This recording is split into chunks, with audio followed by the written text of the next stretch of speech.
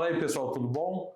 Mais uma vez a gente está aqui em mais um episódio do Trilhando Podcast, um podcast que a gente hoje vem desenvolvendo para que a gente possa debater, discutir temas relacionados ao desenvolvimento, à gestão esportiva, ao financiamento esportivo. A gente tem uma ênfase grande em leis de incentivo de uma maneira geral, né? A gente também fala não só de esporte, mas de cultura, vai falar de esporte, de cultura, de reciclagem. Então a gente tem uma gama muito ampla de temas e espero que vocês tenham gostado dos episódios anteriores. Hoje, nesse episódio, a gente vai falar muito especificamente, mais detalhadamente, sobre uma das mudanças da nova lei de incentivo ao esporte. A gente elencou aqui 3 mudanças principais. A gente vai falar um pouco delas, mas com uma ênfase maior na parte da perenidade da lei. Então, é com um grande prazer que a gente tem hoje aqui como nosso convidado o João Mandarino. João Mandarino é professor e mestre em educação física, professor universitário com mais de 20 anos de experiência, diretor de esporte olímpico do Fluminense. Então, assim, tem uma larga bagagem com relação a projetos incentivados, a gestão esportiva e a financiamento público esportivo de uma maneira geral. João, obrigado mais uma vez por estar aqui com a gente hoje. João hoje faz parte da equipe da Trilha, então hoje a gente pode contar com toda essa experiência em prol do que a gente desenvolve aqui na Trilha. E é muito bom ter você aqui com a gente. Espero que a gente tenha um bate-papo bacana nesse tempo que a gente vai ter aqui. Obrigado, Léo. Obrigado a todos pela oportunidade. É muito bom a gente estar trocando informações. Quando a gente fala de lei de incentivo, é sempre um tema que nos agrada bastante, porque já há alguns anos que a gente já está nessa jornada e todas as mudanças agora elas precisam ser efetivamente discutidas, debatidas, para que a gente ganhe com isso, né? com as mudanças que houver. Vamos lá, João. Entrando aqui no foco, né? A gente teve no final de 2025 a sanção presidencial da nova lei de incentivo, lá no dia 26 de novembro de 25. Nós tivemos em março de 26 duas publicações muito importantes para a nossa área, que foi o decreto 12.861, que regulamentou essa lei, a lei complementar 222, e a portaria 10, que vem trazer os procedimentos necessários à utilização. De uma maneira geral, no estudo que nós fizemos, nós não encontramos tantas diferenças, né, entre o que a gente tinha e o que a gente passou a ter. Elencamos 3 principais e uma delas é sobre a perenidade. É lógico que a gente vai entrar em mais detalhes sobre isso, mas agora de cara, o que essa perenidade traz de bom, de uma maneira geral, para a lei de incentivo? Eu acho que a grande vantagem da perenidade é a questão da segurança, né? Porque nós sempre trabalhamos com a lei, sempre com um prazo de validade, né? Então, sempre um movimento, até de certa forma, político para que as coisas se renovassem. E sempre uma insegurança. Será que vai ter renovação? Será que vai continuar a lei? Então, agora parece que dá uma certa segurança, porque não tem mais isso, né? Agora não tem mais prazo de validade, então a gente vai poder trabalhar, e eu acho que isso traz muitas vantagens para todas as partes, né? Tanto o próprio Ministério, quanto os próprios patrocinadores, que ganham mais a credibilidade, né? O reforço em cima do que podem efetivamente apostar, e os projetos em si que vão executar, né? Na prática, colocar tudo aquilo que a gente deseja. Então, de certa forma, de tempos em tempos, nós perdíamos tempo buscando essa renovação, porque envolve toda uma articulação política para que fosse possível essa mudança. Seria isso? Sim, sim. Todas as vezes que se chegava próximos aos prazos de renovação, precisava se movimentar, né, todo o segmento esportivo para que a gente efetivamente ganhasse essa renovação. Então, pelo que eu me lembre, quando a gente teve lá a primeira sanção da lei, em 2006, com o decreto regulamentador de 2007, nós tivemos um primeiro período até 2015. Né? Depois a gente teve uma renovação até 2022, mais 7 anos. e depois nós tivemos uma renovação por mais 5 anos, né? Além de brigar por até 2027, né? Então, além de brigar por renovações, a gente acaba brigando pelo tempo também, que acabou diminuindo ao longo dessas novas renovações. Sim. Né? Então, acho que isso pode trazer assim, uma segurança maior. E o que isso significa a nível de planejamento?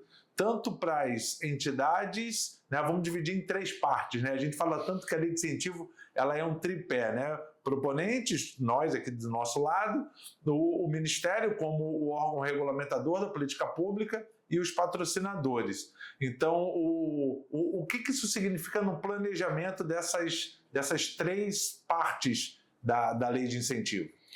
Acho que todo mundo ganha com isso, né? No sentido de poder pensar em médio e longo prazo. Né? Então, quando a gente coloca hoje um projeto, não é só o projeto em si que está sendo executado. Eu já tenho que pensar o quanto isso vai impactar naquela região, né? Então, os movimentos de renovação que ele vai se fazer, né, ao longo da execução, e ter o patrocínio também, pensando que dentro das estratégias que forem adotadas pelas empresas para poder estarem juntos com os projetos, também eles podem se planejar com maior prazo, né, esse prazo mais dilatado. Então, a ideia é sempre que quando há um patrocínio, que as coisas aconteçam de fato corretamente, que esse patrocínio se renove.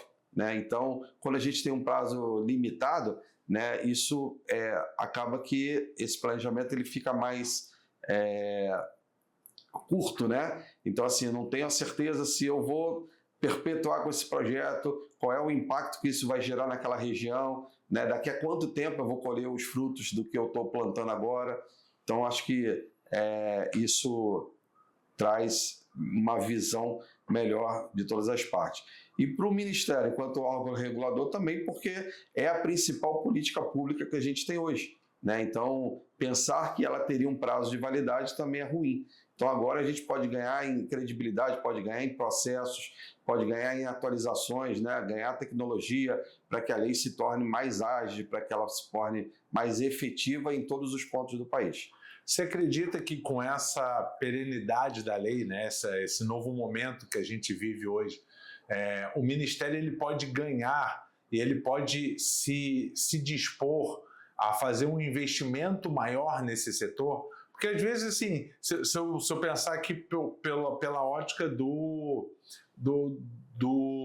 diretor, do departamento, do ministro de uma maneira geral, talvez um investimento numa coisa que eu não sei se vai continuar, talvez não seja a melhor opção naquele momento.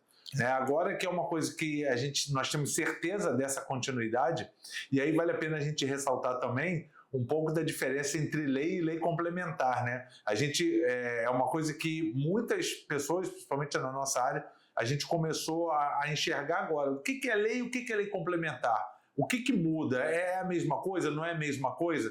Então, quando a gente foi buscar, né, a gente foi entender que a lei, é lógico que ela depende do legislativo, de propor isso e de aprovação, mas, na teoria, ela é aprovada numa maioria simples, né, dos que estão ali, dos que votam, e uma lei complementar, para que ela passe, ela precisa de uma maioria qualificada, ela precisa de um quórum qualificado para isso. Então, ela traz mais robustez ainda do que a simples perenidade. Até porque, para qualquer mudança, não basta a maioria simples para que isso seja feito, e sim precisa de uma maioria qualificada, de uma composição maior, né, de um percentual maior de legisladores apoiando a ideia. No nosso caso, na hora que ela foi sancionada, a gente, graças a Deus, não tivemos muitos problemas, né? Porque nós tivemos ela aprovada por unanimidade. Então, a maioria simples ou maioria qualificada, para a gente não ia fazer muita diferença. Tal é a importância que o esporte tem e de forma unânime, o que é muito difícil no nosso país polarizado que a gente vive nos dias de hoje, a gente tem um tema que tenha um debate de forma unânime perante os legisladores. Né? Mas qualquer mudança, a gente vai precisar de uma maioria qualificada. Então, voltando ao que eu estava perguntando, será que o Ministério agora ele não tem mais argumentos para investir em processos e procedimentos, em aumento de quadro, em investimento em tecnologias? Como é que você enxerga isso? Então, Léo, a gente precisa escalar um pouquinho, né, os processos dentro do Ministério, né? Então, a gente passou um bom tempo, como você falou, a nova legislação, ela muda pouca coisa, né? Mas acho que a gente poderia ter ganho mais. E agora eu acho que é preciso que a gente melhore os processos e invista um pouquinho mais. Então, investir em tecnologia, ter um sistema, né, assim como outras legislações já têm, né, um sistema que garanta um pouquinho mais de celeridade, um pouquinho mais de assertividade, de segurança, para que as coisas também acompanhem esse crescimento. Que a tendência ao longo dos anos, se a gente pegar o histórico, né, a lei ela vem crescendo muito e nos últimos anos principalmente, tanto em termos do número de apresentação de projetos quanto de captação. E isso impacta um pouquinho na execução do próprio Ministério. Então é preciso repensar esses processos, é preciso ter esses investimentos sim, é preciso ganhar em sistema, em tecnologia, aprimorar um pouquinho os processos para que possa acompanhar efetivamente esse crescimento do lado de cá, que é a prática. Eu sei que não é o ideal, mas é inevitável a gente olhar para o lado e comparar, né? Então, quando a gente fala de lei de incentivo, a gente fala que nossa co-irmã ou o nosso primo rico acaba sendo a cultura. Lógico que é uma brincadeira, mas porque tem mais percentual, tem mais anos também de estrada, então conseguiu se desenvolver melhor. Mas se a gente olhar para o lado hoje, a Lei Rouanet, lá no Ministério da Cultura, anunciou, além de uma captação recorde no ano passado, na casa de 3,4 bilhões de reais, também teve uma apresentação recorde de projetos, na casa de 22 mil projetos, né? E eles anunciam que a primeira fase, que se equipara à nossa fase aqui da Lei de Incentivo de Admissibilidade, hoje ela gira em torno de 35 dias. Né? Como você enxerga isso perante o Ministério do Esporte, né? Será que a gente consegue chegar perto? Eu sei que não adianta a gente só olhar para o lado e falar assim, poxa, Ministério, vai ali do lado e utiliza a mesma tecnologia. A gente sabe que não é fácil. Eu já passei pelo Ministério do Esporte em diversas ocasiões e sei que a pessoa, o gestor que está lá, por melhor que ele seja, ele não pode fazer tudo o que ele quer. Por melhor que seja a decisão dele, ele não consegue, a gente sabe disso. Não estou aqui criticando o Ministério, muito pelo contrário. Eu acho que o trabalho que o Ministério faz é excepcional e a gente vai mostrar em números daqui a pouquinho, né, esse trabalho e o quanto é feito, tá? Mas a gente não pode deixar de olhar para o lado. Né? Eu falo muito que a gente precisa olhar para o lado o tempo todo para a gente se situar, para a gente saber onde a gente está e para a gente buscar boas práticas e trabalhar. O que você acha disso tudo? Então, os bons exemplos sempre devem ser copiados, né, Léo? Então, assim, a cultura hoje realmente ela tem um processo muito mais célere que acaba que gera um impacto também maior, né? Então, absorve uma quantidade maior de projetos inscritos, né? Ganha robustez na questão da captação. Vamos falar também que a Lei da Cultura é um pouquinho mais velha, então tem mais maturidade também. O próprio Ministério do Esporte, ele tem uma transição, né? Vira secretaria, volta a ser ministério, né? A própria Lei de Incentivo era uma secretaria, volta a ter diretoria. Então isso tudo gera momentos de instabilidade e de repensar a estrutura do Ministério em si. Né? O Departamento da Lei de Incentivo hoje faz um trabalho belíssimo, porque, como eu falei, nos últimos anos, um crescimento muito grande, recorde de captação, recorde de projetos inscritos. Então, isso mostra que realmente está crescendo e que eles dão conta, mas é claro que não consegue ser tão rápido quanto a cultura, que já tem um sistema mais efetivo, né, que já consegue trabalhar com a própria execução dentro do sistema. O nosso ainda é limitado à parte da admissibilidade. Então, tudo isso acaba acarretando nos impactos em números. Mas eu acho que a gente está crescendo e que vamos chegar lá. Né? Se a gente for falar em números, a gente olhar um pouquinho para trás, ali 2017, 2018, a gente tinha uma média ali de 1.200, 1.300, no máximo 1.400 projetos apresentados por ano. né? A gente teve um pico de projetos em 2024 com 6.600 projetos apresentados. Sim. Então, a gente está falando de um crescimento na casa de 5 vezes mais. A gente está falando de 500% de aumento no número de projetos. E quando a gente aumenta o número de projetos apresentados, a gente aumenta isso, potencialmente falando, nos outros trâmites de processos dentro do Ministério. Então, se eu tenho mais projeto apresentado, eu tenho mais admissibilidade, mas eu tenho mais publicação, eu tenho mais acompanhamento, eu tenho mais projeto captando, eu tenho... Então, assim, é uma roda que ela cresce exponencialmente e que isso traz um volume muito grande, né? E se a gente olhar e enxergar que talvez hoje o Ministério ele tenha a mesma quantidade, o departamento de pessoas trabalhando que se tinha lá em 2017 e 2018, eu tendo a achar que é quase um milagre as coisas continuarem minimamente rodando. Só de rodar já é... Então, assim...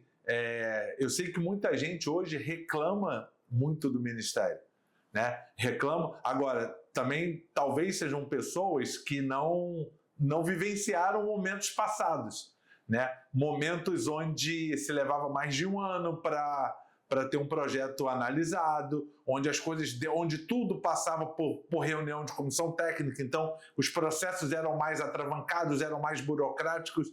Então hoje o Ministério ele melhorou todo esse procedimento. Entretanto, eu também não estou aqui só para falar, só para contar as vitórias, né? Então eu tenho um sentimento, e a gente já conversou isso aqui internamente, eu tenho um sentimento de frustração. Não sei se você compartilha desse mesmo sentimento, porque eu acho que nós levamos quase 20 anos para ter um novo decreto, e a gente sabe o quanto é difícil modificar, atualizar o que quer que seja um decreto presidencial. Envolve-se muita coisa, até porque o nosso país é um país muito complexo, então você chamar a atenção para um tema como a lei de incentivo não é tão fácil. Ainda mais quando as coisas rodam, quando as coisas acontecem, quando se tem muito pouco problema na lei de incentivo. Então, mas eu fiquei com uma sensação de frustração, porque eu acho que a gente perdeu uma grande oportunidade de dar um salto qualitativo gigante nos processos e procedimentos que envolvem a lei de incentivo ao esporte. Coisas que, na minha cabeça, como gestor que já viveu os dois lados, tanto dentro do Ministério quanto fora do Ministério, não são mais concebíveis de se ter. E aí eu vou citar alguns exemplos, e aí você pode concordar ou discordar comigo, não tem problema nenhum. Por exemplo, eu acho que a gente perdeu uma grande oportunidade de ter a permissão de ter aquisição de espaço publicitário dentro dos projetos. Léo, então a gente vai usar o dinheiro todo para comprar mídia? Não, não é isso. Você pode limitar um percentual, que seja 5%, 10% do projeto limitado, porque não adianta a gente querer fazer um projeto se a gente não mostra o que a gente está fazendo, se a gente não apresenta os resultados.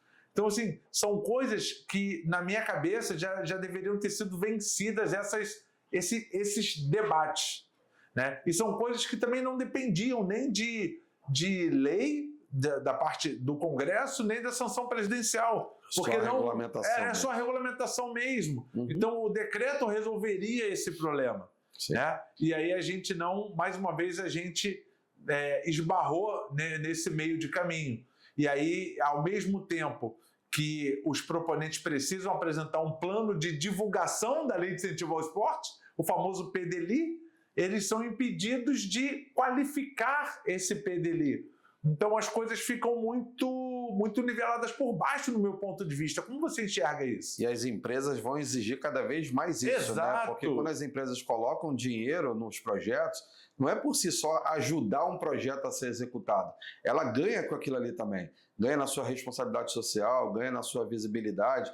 Então ela precisa enxergar também onde esse dinheiro dela vai ser aplicado. Né? Então, de que maneira vai ter o retorno que eles desejam, de que maneira a exposição dessa marca vai estar ali dentro daquele projeto. Então, precisava realmente qualificar isso. Né? Inclusive, nós já nos deparamos em alguns editais de algumas empresas que eles exigem a apresentação de um plano de comunicação. Sim. Agora, como é que eu apresento meu plano de comunicação? Ele fica cortado, ele fica cerceado, porque eu não posso minimamente ter uma exposição da marca. E que, assim, não é só a marca da empresa ou só a marca da entidade. Porque, pela legislação, toda vez que aparece a marca da empresa, o governo tem que estar indo na mesma proporção de 1 para 1. Sim. Então, a marca do Ministério do Esporte e do governo está indo junto. Né? Então, assim, é uma divulgação, é uma mostra, não só do projeto, mas da política pública. Então, assim, quanto mais eu enxergar que aquela política pública está ali, mais a população enxerga a efetividade dessa política pública, mais as empresas conseguem falar assim, poxa, ó, eu posso fazer isso aqui incentivado também. Né? Então, esse foi um ponto que me deixou muito frustrado. E a gente tem um discurso, né, de que o próprio Ministério é o grande patrocinador. Lógico. O governo, de uma maneira geral, é o grande patrocinador, porque ele renuncia. Se a empresa está botando dinheiro ali, é porque ele permitiu que boa parte desse recurso que as empresas deveriam pagar enquanto imposto estão ali sendo investidos nos projetos. Eu compactuo da tua opinião, Léo, porque assim, foram 20 anos de um decreto e que se mostrou que precisava, ao longo do tempo, ganhar algumas inovações. A expectativa era grande para esse momento agora, né? Principalmente em função de não ter mais um prazo de validade, então vamos ganhar uma lei nova, e a gente pensou que tudo isso viesse a reboque, né? E acho que faltou esses pequenos detalhes, eu concordo com você. Se a gente fosse elencar aqui, eu acho que a gente ficaria bastante tempo nessa discussão do que poderia ser mudado. Sim. Mas eu acho que faz parte também desse desenvolvimento. E aí, também tem uma coisa, eu também não posso deixar de falar, uma outra coisa que me frustrou foi que o tempo todo se fala, e é de domínio público, todo mundo acho que tem o mesmo pensamento, que a lei de incentivo ela funciona através de um tripé. Né? Já falamos aqui, o Ministério enquanto órgão regulamentador, os patrocinadores e os proponentes. E eu acho que talvez tenha faltado um pouco dessa sensibilidade ao Ministério.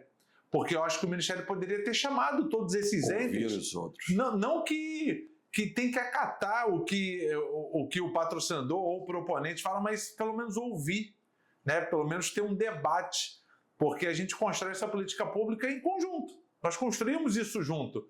Não tem um dono disso. Né? O dono é a sociedade. E como que é feito isso? Por várias mãos. Né? E talvez o Ministério poderia ter olhado um pouco mais para todas essas mãos que constroem a política pública e ter dividido um pouco isso para que possa enxergar outros prismas, outras formas de enxergar a mesma coisa, outras necessidades ou não, ou gargalos que acontecem do lado do proponente e do patrocinador, porque acontecem gargalos. Todo mundo tem suas dores. Sim. E se a gente não conversar, a gente não consegue enxergar as dores dos outros. Né? Então a gente precisa vivenciar um pouquinho, ter um ambiente um pouco mais de troca nisso tudo, para que a gente possa enxergar um pouco dessas dores, para que todos possam contribuir para que a política pública continue crescendo. Hoje, nós saímos de algo que talvez não fosse tão relevante, de 250 milhões ano, para um valor extremamente relevante de 1,3 bi no ano de 2025.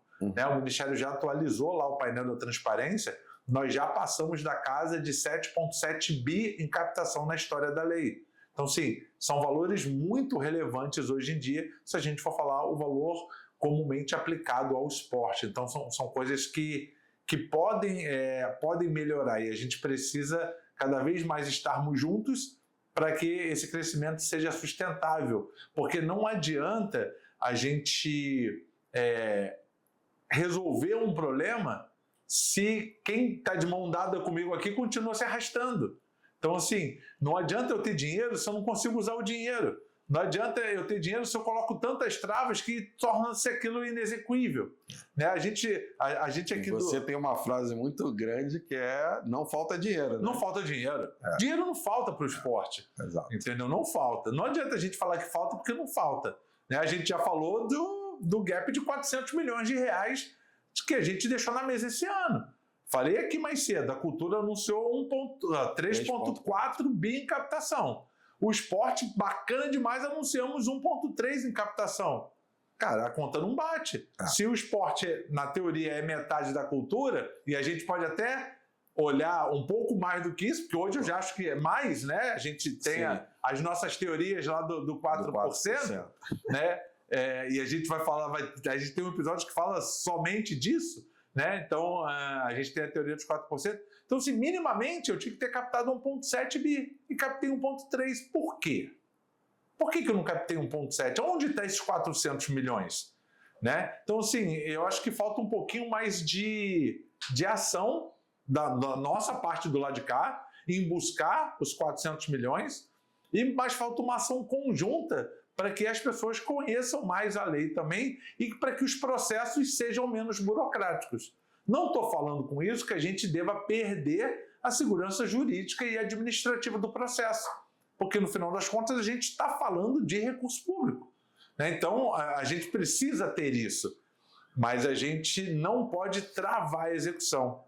Eu participei no final de fevereiro de um evento do Comitê Paralímpico muito bacana, que era um summit jurídico, né? Aí você fala, poxa, mas o que você vai fazer num summit jurídico, né? Eu gosto de entender e faz parte, porque a parte jurídica faz parte da nossa vida, querendo a gente ou não, né? E foi muito legal, porque tinham pessoas muito importantes, né, nesse summit jurídico lá do CPB, e um dos melhores debates que eu vi foi exatamente esse. Não adianta ter dinheiro se o gestor que está lá na ponta ele tem tanto medo das coisas que podem acontecer que ele prefere não gastar o dinheiro. Ele precisa ter a segurança de que ele pode usar bem aquele dinheiro.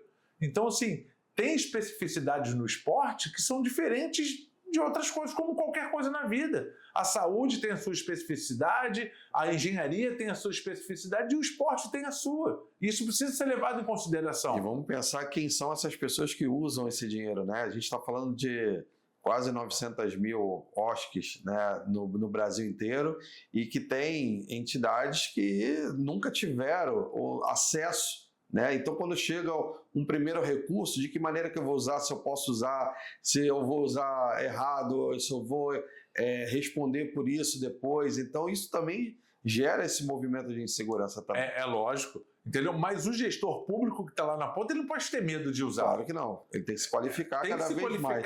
Mas tem que ter acesso a essa qualificação. Exato. Também. O dinheiro que ele é investido ou destinado ao esporte, como é a lei de incentivo ao esporte, ele tem que ser usado no esporte, ele não pode voltar. Sim. Eu não posso ser bom porque eu economizei e devolvi dinheiro. Eu tenho que ser bom porque eu usei o dinheiro inteiro, de forma correta. E usou até a aplicação. Para mim, esse é o significado de sucesso. Sim. É usar o dinheiro todo de forma correta. Exato. Não de economizar e devolver. Eu consegui devolver 50%. Está errado. Está errado. Eu preciso usar. Ele foi destinado para usar. É tão difícil captar recursos para a gente ter que devolver dinheiro? Acho que a gente não pode devolver dinheiro. Sim. Né? Então, assim, são coisas, são debates que eu acho que extrapolam muito mais um episódio do que a gente faz aqui, porque faz toda a diferença no dia a dia das entidades, né? Então, e a lei de incentivo, ela consegue ter uma capilaridade que é difícil você enxergar em qualquer outra política pública, porque como você falou, hoje nós temos 900 OSCs, né? 900 mil OSCs. Tudo bem que nem todas vai ter a finalidade esportiva no seu estatuto. Sim. Talvez nem todas ainda completaram um ano, mas a grande maioria sim, né? Pode não ter o esporte na sua finalidade, mas atividade física de uma maneira geral, até porque faz parte da saúde. Então, a maioria vai ter. Então, são quase 900 mil possíveis proponentes. E onde estão isso? Cadê? E uma outra coisa que eu enxergo assim, quando a gente fala muito desses recursos, será que as empresas elas já estão preparadas para o esporte? Porque como a lei da cultura, a lei Rouanet, ela já tem uma maturação maior, junto com o audiovisual e tudo, as empresas elas foram se planejando, se programando para isso. E talvez nem todas as empresas que hoje aportam na cultura tenham especialistas em esporte. Porque a empresa ela não vai botar dinheiro por colocar. Também já cansamos de falar isso aqui. Não adianta, coloca aqui, é de graça, não custa nada. Esse papo não funciona mais. Né? E aí, às vezes, ela deixa de colocar o dinheiro.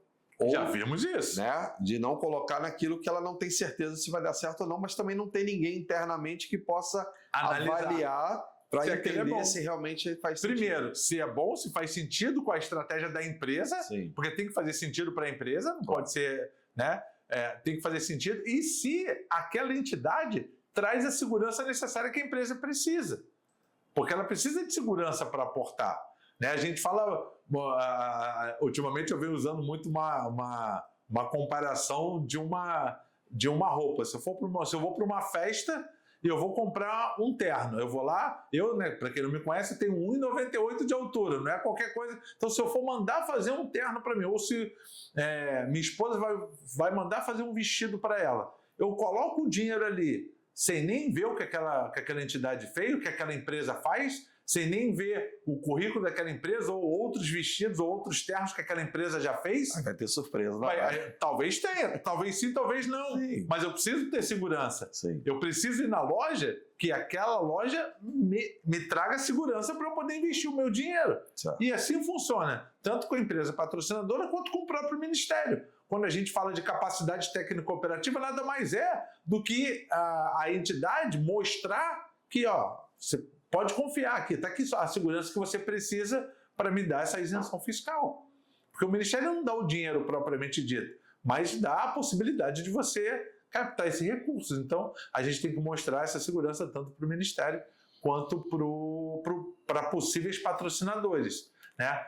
E se a gente olhar para o universo de empresas hoje que aportam recursos na lei de incentivo, ainda é muito pouco no país.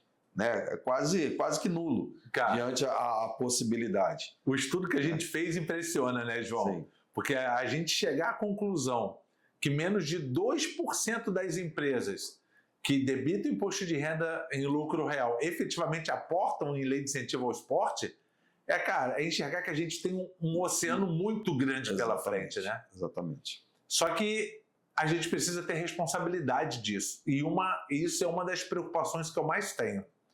Porque nós crescemos, bacana, nós conquistamos várias coisas, né? Inclusive a perenidade da lei. Por quê? Porque nós mostramos segurança para o governo de uma maneira geral, para os parlamentares, para o presidente da República que sancionou isso. Porque se a gente não mostrasse essa segurança, a gente não teria essa unanimidade na aprovação, muito menos uma aprovação. Né? Então, nós mostramos que a lei de incentivo como política pública é eficiente e é segura. Nós conseguimos provar isso. Agora, nós estamos atingindo patamares que a gente precisa ter cada vez mais pessoas capacitadas para gerir bem esse recurso.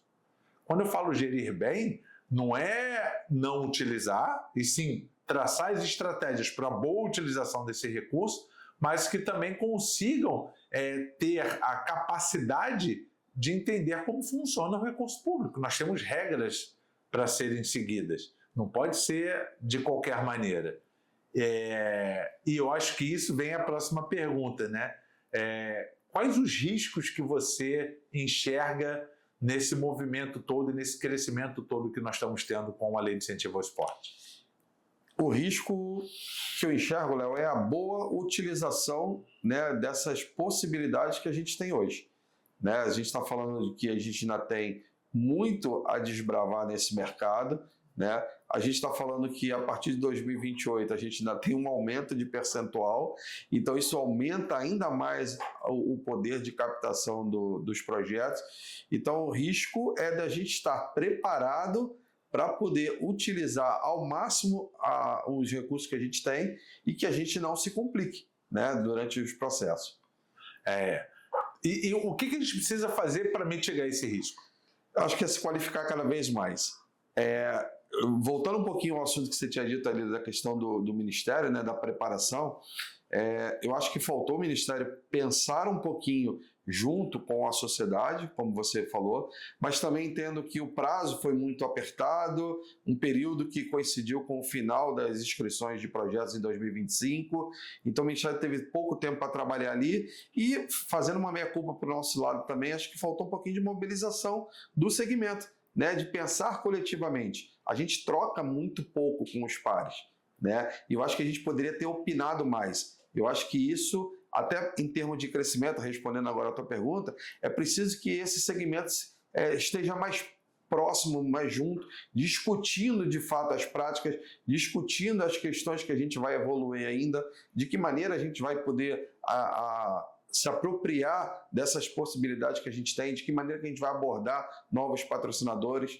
Então, acho que a gente precisa também se fortalecer. E aí, se fortalecendo, gera necessidade de uma maior capacitação, de uma maior qualificação técnica, porque a gente está falando de muitas possibilidades, mas a gente está falando já de 1.300 bi, que é muito dinheiro, né? E tem muito mais ainda, mas que é um dinheiro que precisa ser usado com muita responsabilidade. Dinheiro público é muito difícil, né, de se lidar. A gente fala que é um dinheiro bom, mas é um dinheiro que traz muita responsabilidade, né? Hoje, eu acho que o esporte ele teria muitas dificuldades de sobreviver sem a lei de incentivo ao esporte. Não estou falando que ele acabaria, mas ele teria muitas dificuldades, isso é fato, né? Mas, ao mesmo tempo, a gente não pode correr o risco de ter uma má utilização nisso tudo, né? E como é que você acha que os gestores podem se preparar para esse novo momento da lei de incentivo? E aí, quando eu falo esse novo momento, e eu venho falando muito sobre a nova lei de incentivo, são dois pontos muito, muito claros na minha maneira de enxergar. Um é a nova legislação, né? Como é que eu me preparo para essa perenidade? Como é que eu me preparo para os novos processos? Como é que eu me preparo porque eu não tenho mais projeto de obra permitido na lei de incentivo ao esporte? Isso é um outro ponto que me frustrou, né? Então, a gente não tem mais projeto de obra, que, embora não seja um volume muito grande, mas era uma possibilidade quando a gente fala que o nosso país também é muito carente de infraestrutura esportiva de uma maneira geral. É uma possibilidade que se deixou de ter, né? Isso eu lamento muito de ter isso. Então, a gente tem a parte legislativa da nova lei, os novos processos, os novos procedimentos, nova portaria, e a gente tem a parte de volume, né? A gente fala de 1,3 bi.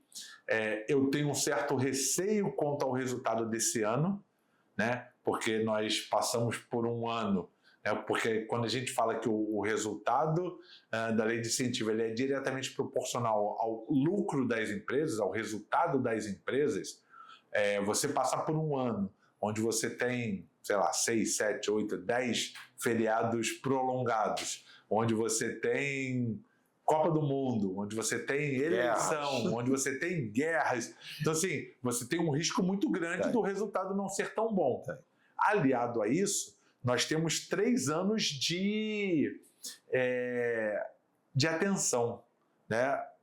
Vamos falar 2, né? Porque ano passado, embora 25, 26 e 27, a lei de incentivo ao esporte ela concorreu e vai concorrer com a lei da reciclagem, 25 a parte com a reciclagem foi muito pouco, porque foi o primeiro ano, não tinham tantos projetos, mas eu acredito que 26 e principalmente 27, pela maturação da lei de incentivo à reciclagem, a tendência é que vá. Vai dividir. Léo, mas a nova lei não acabou com a concorrência com a lei da reciclagem? Acabou. Mas é aquele famoso tem, mas acabou, né? Acabou, mas não acabou. Acabou, mas só a partir de 2028. Sim. Então, 25, 26 e 27, a lei de incentivo ao esporte concorre com a lei da reciclagem. Então, nós temos todo esse cenário, né, e nós temos essa concorrência que, na teoria, nos tira metade do que nós temos. Que hoje nós temos 2%, tira 1%, nós temos 1%. Então, eu brinco que lá em 2022 nós ganhamos 100% de aumento e agora nós perdemos 50% do que a gente tinha. Então, é mais ou menos isso. E é uma outra co-irmã que vai crescer muito rápido. Vai crescer muito rápido. A gente piscar o olho, a gente vai dividir bastante esse ano com exatamente. A parte boa é que a partir de 2028 as duas leis ganham. Sim. Né? A lei de incentivo ao esporte ganha, por não concorrer mais com a reciclagem. Ainda ganha mais um. Mas a lei da reciclagem também ganha muito por não concorrer com o esporte. Porque o único 1% que ela tem, ela concorre com o esporte. E 2028 ela não concorre mais, então é um trabalho de ganha-ganha para todo mundo. Então não é que o esporte está crescendo em detrimento de outras legislações. Nós estamos crescendo em conjunto com outras legislações tão importantes quanto a lei do esporte, né? Então a gente consegue ter esse volume que eu acho que é bem legal. Mas me chama a atenção muito, principalmente 26 e 27, por conta do cenário, 26 principalmente, e por conta do cenário que vai influenciar no resultado da empresa e por conta da lei da reciclagem que vai ter essa concorrência. Entretanto, se a gente olhar um pouco mais para frente, nós temos algumas coisas que vão fazer muita diferença quando a gente olha o cenário um pouco mais aberto. Tá? Por que eu estou falando isso? Porque, embora a gente tenha que ter ali as orelhinhas em pé pensando nisso, deixar a pulguinha ali atrás da orelha, que é importante, eu tenho alguns cenários que me indicam também um crescimento. Por que eu estou falando isso? Primeiro, dos 400 milhões que deixamos na mesa. Então, a gente tem aonde procurar. Sim. Segundo, da quantidade de empresas, do percentual de empresas que podem aportar e que efetivamente aportam. É um outro cenário que eu tenho que enxergar. E terceiro, que é o advindo das bets. As bets, eu acho que a partir do ano passado, elas começaram a aportar em lei de incentivo ao esporte, ainda de uma forma não tão volumosa, mas já começou. Então, acredito que 26 e 27 também tem uma maturação nisso, até para que elas enxerguem o papel delas nesse mercado. Ainda você tem muita discussão, qual o projeto que a bet pode aportar, qual que não pode, o que faz sentido. As entidades... Tem entidades que querem se associar com bets, outras que não querem se associar com bets. Eu tenho patrocinadores que querem patrocinar projetos que tenham bets envolvidas, outros que não querem patrocinar se caso tiver bet envolvida. Então, assim, a gente tem um cenário muito... Cardápio muito amplo. Um cardápio muito amplo ali e que pode ter essa compensação, né? Então, o que você enxerga quando a gente fala disso? Qual é o tipo de projeto que você acha que pode mais se beneficiar dessa salada toda que a gente está falando aqui? Léo, assim, falar especificamente de um projeto é mais complicado, né? Mas falar de enxergar estrategicamente os cenários, né? Então, quando a gente tem todas essas possibilidades aí que você falou, de crescimento e ao mesmo tempo de uma concorrência que nos motiva a ganhar mais espaço, a pensar mais, pensar que agora eu tenho um par do lado que eu tenho, por lei, que dividia metade do que a gente tem, né, por enquanto. Então tem que pensar nesse cenário, esse crescimento nosso, ele pode, né, se a gente não se preparar, ele pode se perder ao longo do ano de 2026. Né? A gente ganha em escala a partir de 2028, mas como você falou, 2026 é um ano muito delicado para a gente sentir esse cenário. Vai ser efetivamente o primeiro ano da reciclagem, 25 ainda foi muito pouco, né? Então essa divisão agora, uma menor arrecadação econômica pode impactar por todos esses motivos aí que você falou. Então a gente tem que enxergar um pouquinho mais os cenários e se preparar para isso, né? Enxergar quais os projetos que podem conversar melhor com todas essas possibilidades, com bet, sem bet, com patrocinador X, patrocinador Y, né? Então a gente falta, que eu acho para nós aqui, é enxergar um pouco mais à frente, né? A gente ainda fica muito preso ao projeto em si que eu estou escrevendo. Eu não estou pensando na minha entidade e nas possibilidades de uma maneira mais ampla que ela tem. Eu enxergo ainda o projeto em si, né? Então acho que a gente tem que ganhar com isso. Bacana. Eu tenho uma visão assim, muito parecida com a sua, porque eu acho que a salada, né, essa mistura toda que a gente fala, ela pode auxiliar a todos os projetos. Sim. Entretanto, aquele que mais vai se beneficiar é aquele que conseguir enxergar o todo e não olhar só para dentro dele mesmo. Né? A gente visita várias comunidades, várias cidades grandes, pequenas, né, nos programas que a gente tem de capacitação, e a gente sempre fala que ninguém vai conhecer melhor aquela região do que o local, né? Mas a entidade local, a entidade nacional, quem quer que seja, um comitê, uma confederação, o que quer que seja, ela tem que enxergar o que ela ou aquele projeto pode levar de benefício para aquela empresa. Eu acho que o projeto que conseguir enxergar e fazer a ligação entre as suas virtudes, o que aquele projeto tem de bom, o que ele pode trazer para a sociedade, e a vontade de enxergar e conseguir ver o que aquela empresa está procurando, são os projetos que podem ser melhor, ter um resultado melhor quando a gente fala de captação de recursos.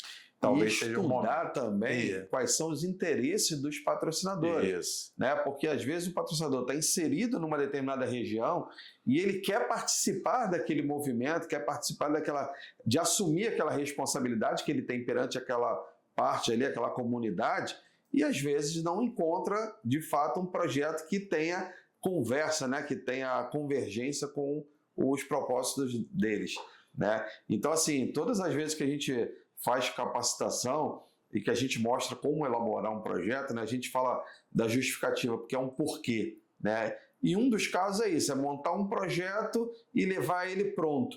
E o outro é entender, e aí você foi muito feliz na fala quando diz que ninguém melhor do que quem está dentro do próprio ambiente para saber como é que ele reage, para saber do que ele precisa, quais são as dores que ele tem, né? É de você conhecer o próprio ambiente que você está inserido. E é uma maneira grande de justificar a criação de determinados projetos. Então, eu preciso levar o projeto para a região X, porque lá tem essas necessidades, tem essas dores, tem essas carências, e vai muito conversar com a própria empresa que está dentro daquela própria região. Bacana.